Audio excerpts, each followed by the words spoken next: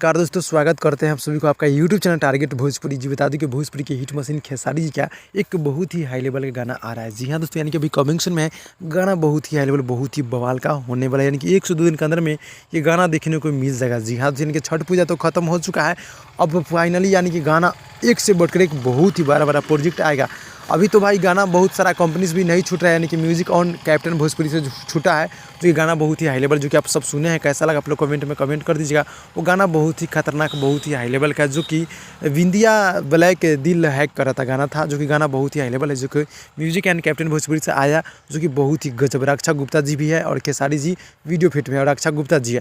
खेसारी लोधी जी और प्रियंका सिंह जी सॉन्ग को मिलकर पूरा किए थे। गाना बहुत ही हाई लेवल का है, जो कि सुबह 7 बजे रिलीज हुआ था, यानी कि 23 तारीख, आज से 2 दिन पहले ही रिलीज हुआ था गाना बहुत ही हाई लेवल, बहुत ही बवाल का। जी हाँ दोस्तों, तो फाइनली फिर से एक बहुत ही गजब, बहुत ही हाई लेवल का करिया रंग के झूला गाने का बोल रखा जाएगा।